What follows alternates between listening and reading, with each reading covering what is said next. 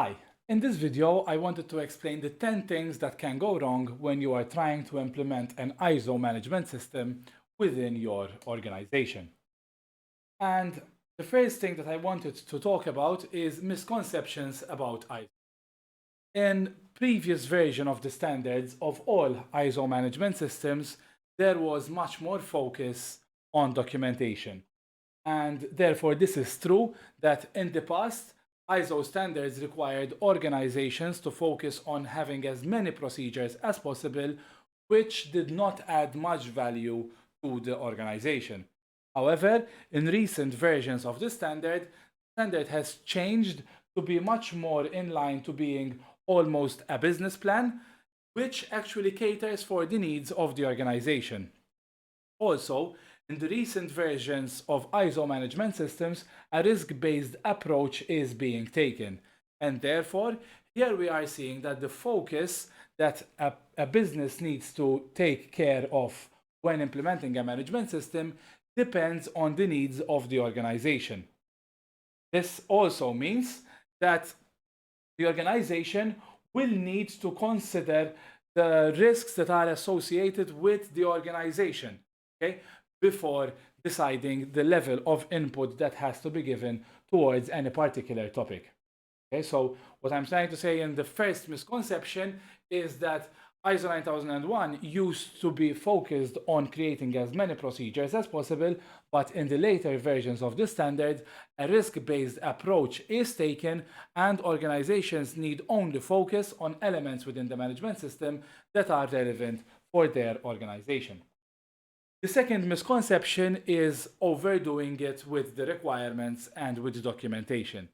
As I have just explained, in previous versions of the management system, there was indeed a focus on having as many procedures as possible, but now that requirement is not there anymore. And therefore, before hiring a consultant, many companies tend to do some work in-house. And this generally results in overcomplicating requirements with many forms and bureaucracies. Okay? If you try to interpret the standard as it is and you see each of the requirements of the ISO management systems, you create a system for each and every one of the requirements. You will have multiple systems that are trying to achieve the same points. When you are working with an expert in ISO management systems, you are going to have the reassurance that a certain system that you would have implemented is capable of meeting different requirements within the standard.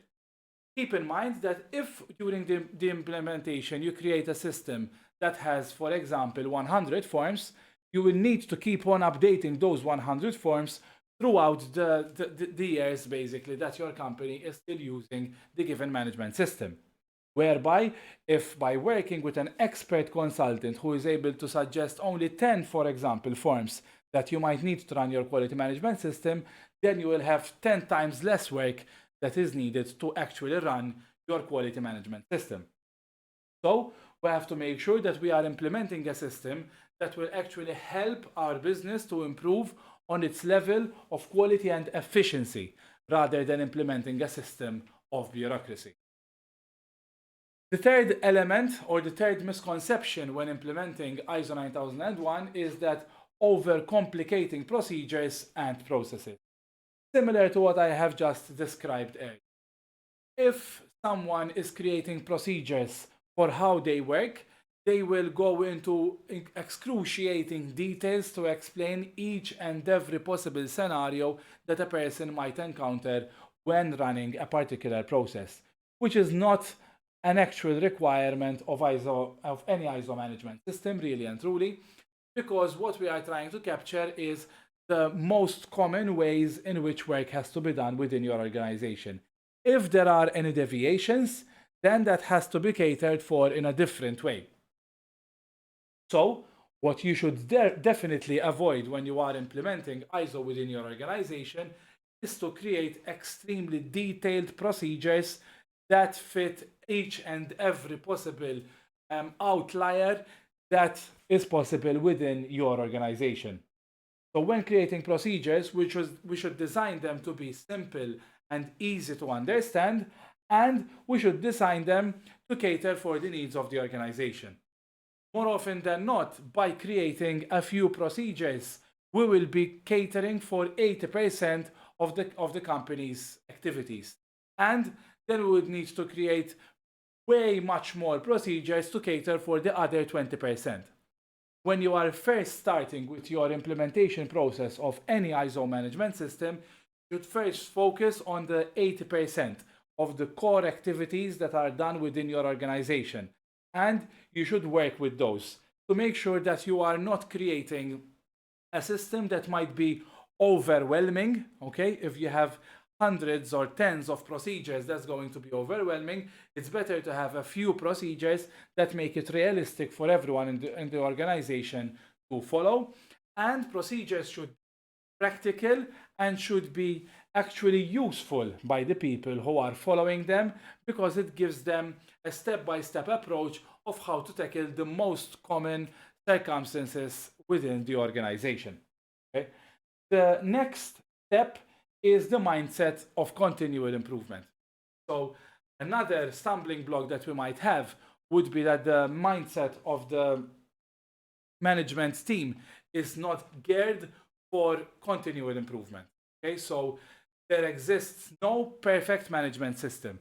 No matter how much we try to create a management system that is perfect, we will never manage to achieve perfection. Okay, and therefore we should accept that our management system will not be perfect when we decide to launch the management system, when we decide to get certified. A company must aim at building a management system that revolves around continual improvement. And ideally, such continual improvement should be based on data. Okay? So we cannot go from not having any procedures to having overly bureaucratic procedures. We need to find the fine line between not having any procedures and having way too many procedures.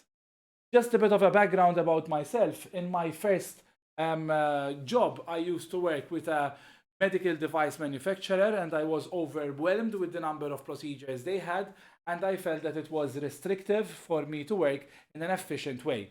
On my second job, I worked with a construction company, and back in 2010, construction companies in Malta had absolutely no systems in place on how things had to be done, and it felt like a 51st dates basically, whereby every day it felt like I was starting from the beginning. Okay? And even this environment wasn't the right for me.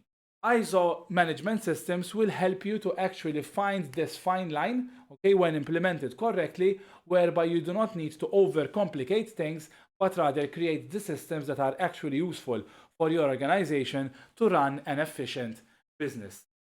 We should not try to go from zero to hero, but rather we should try to strive to have the key systems in place that are critical for the operation of our business and that cater for 80% of the activities.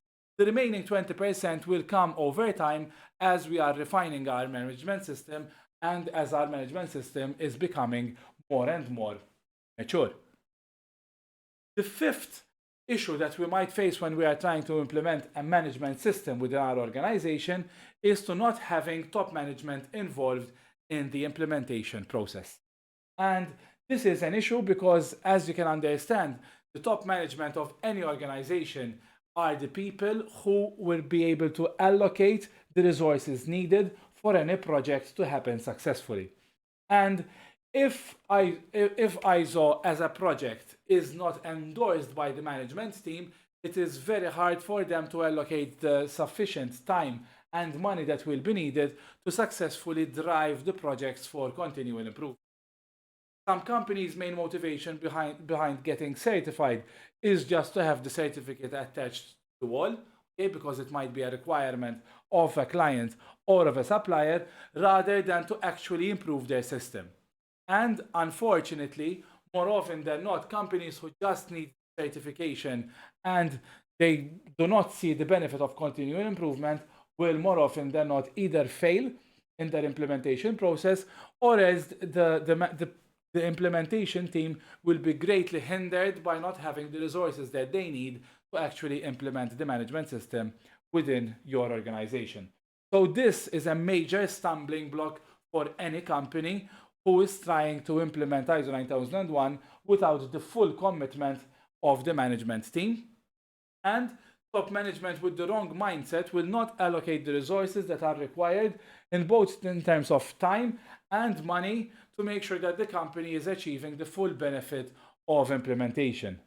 When you are implementing ISO 9001 or any other ISO management system like ISO 14001, ISO 27001, you are bound to find ways in which you can improve your management system. And if you do not allocate the right resources, namely time and money, you will not have what it takes to actually solve the issues that you find.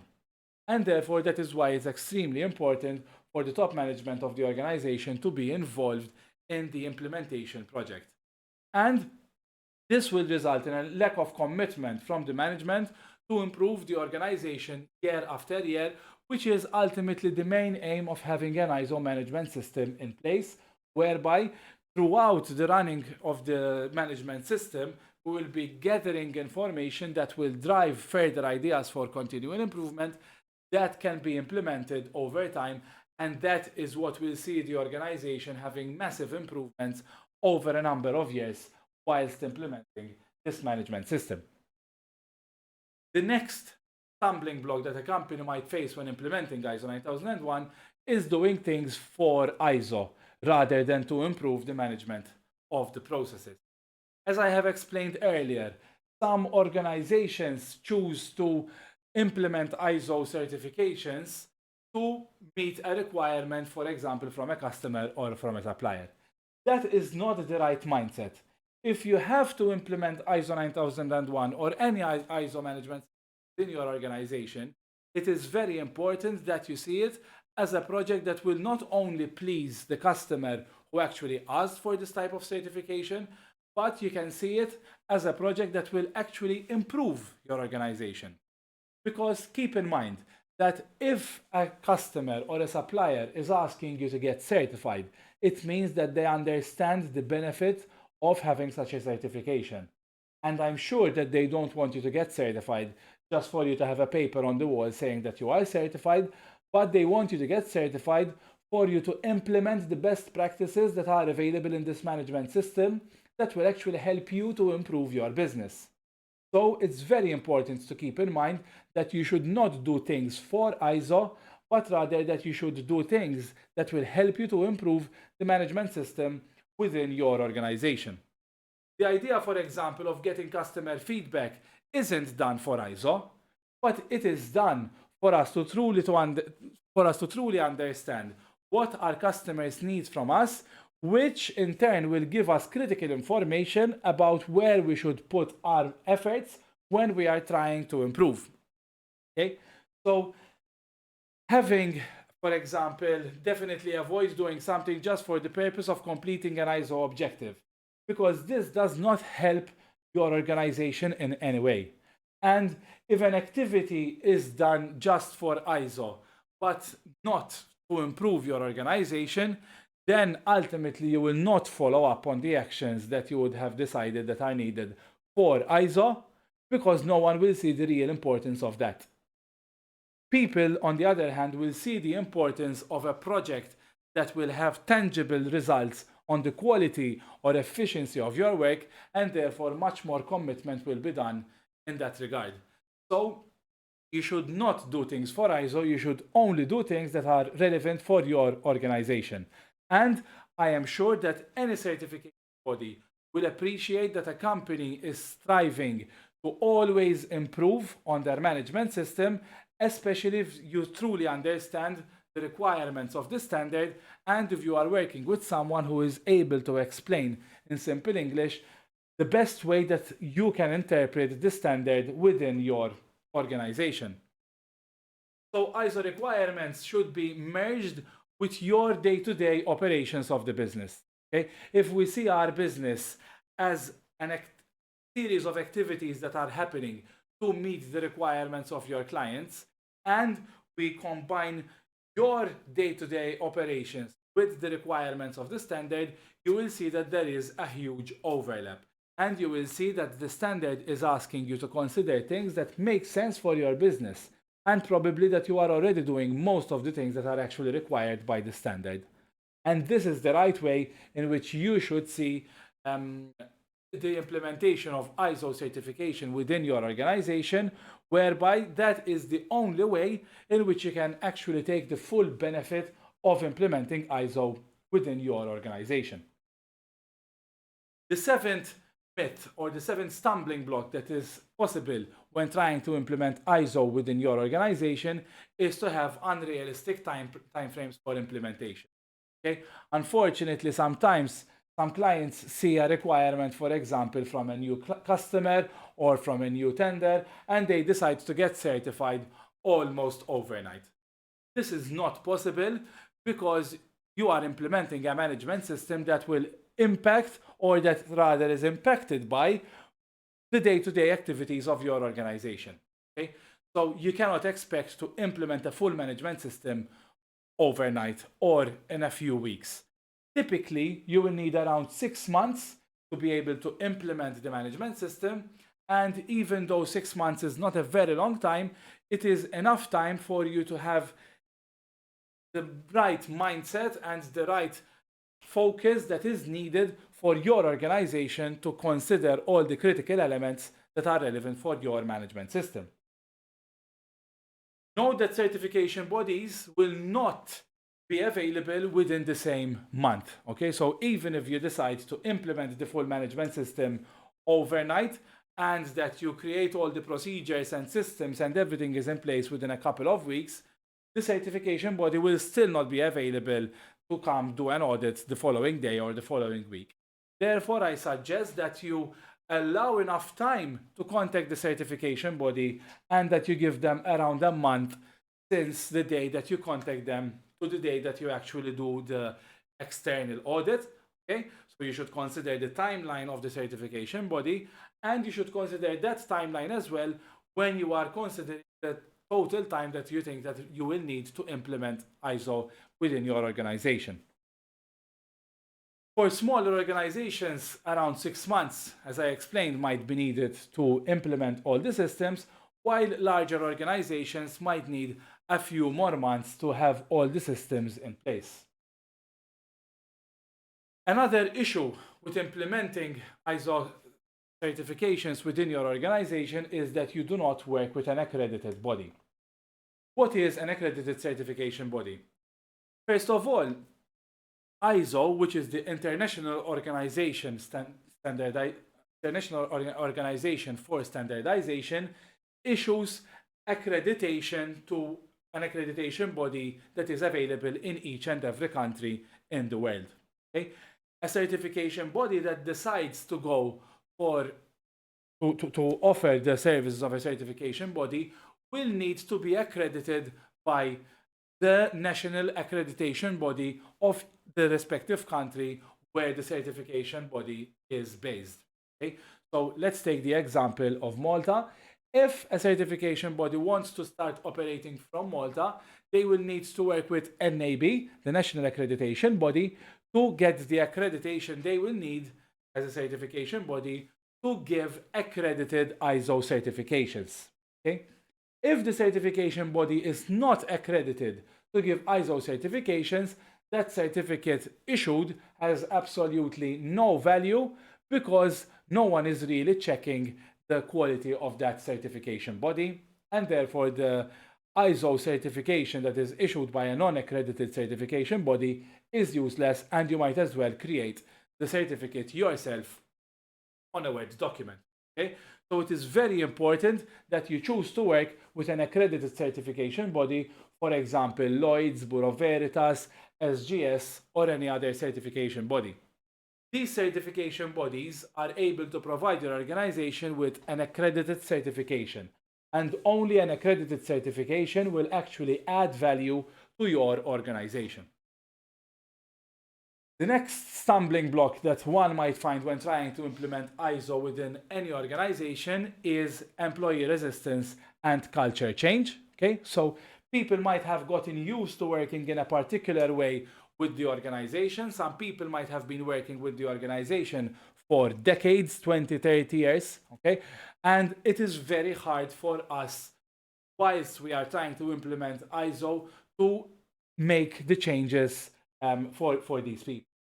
So it is important that we involve the process as early as involve the people as early as possible within the ISO implementation process. Okay, so there is the buy-in from these people whereby they would be committed to the changes that are being discussed when we are implementing ISO within your organization.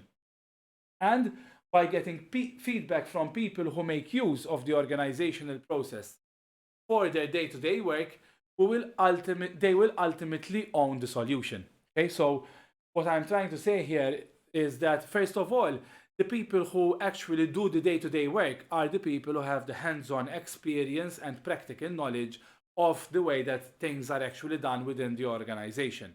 So when mapping out the key processes, for example, it would be ideal to speak with people who do the actual work themselves on a day-to-day basis, for them to give us feedback on how a particular process has to be run. But secondly, if we are trying to implement a system, okay, and we notice that some type of processes will need to be changed, if we take the opinion of the people who are actually involved in running that process and we implement their suggestions for improvement to meet the requirements of the standard, they will own their own ideas, okay, and they are much more likely to follow through with the improvement actions that we would have decided. The contrary of this would be that the new processes for ISO certification would be discussed in some office that is far away from where the work is actually being done, and then someone tries to shove these new procedures onto the people who are actually doing the work, and undoubtedly that will result in having a huge resistance to change, because change is hard. Unless people are committed to the change because they would have come up with the ideas themselves, it will be very hard to implement changes in your organization. And once again, do remember that an organization has only one leader at the end of the day. Therefore, everyone should fall in line with the leader who is guiding the way forward. And if you feel that not everyone in the organization is on board with this idea and that they are creating stumbling blocks and they are not helping with the ISO implementation process, it is very important that a leader is able to have followers who are willing and committed to change with the new needs of the organization. And therefore, it is very important for such a leader to have capable people who are able to adapt to such changes within the organization. The last stumbling block that an organization might face when implementing an ISO certification within their organization is to work with the wrong advisors or consultants. Okay? So the mindset that your employees or your teams will have when implementing ISO will be greatly impacted by the person who is teaching your employees about the actual requirements of the standard. Whether this is done through the use of a consultant, through the use of online training, or through the use of any other method for learning, ultimately your employees will need to learn the actual requirements of the standard. And where you get that information is critical for the success of your certification. If the trainer or consultant that you choose to work with likes to overcomplicate things, then you're undoubtedly going to have an overly bureaucratic and complex system. But if the consultant or trainer that you choose to work with understands that life is already complicated enough and that the point of having an ISO certification is to facilitate with the operations of the business rather than to hinder the efficient implementation of your business processes, then undoubtedly you're going to have an efficient management system. So it is very important for you to conduct background searches on the mentor or trainer or consultant that you are going to work with. And it is very important to discover whether they are the ideal partner for your organization that will help you to implement small changes in your organization that will have big results on your management system. That is all I had for you for this video. I hope that you found it useful, and if you have any questions about implementing ISO within your organization, please feel free to get in touch. I would love to help you succeed on your journey towards ISO certification. Thank you so much.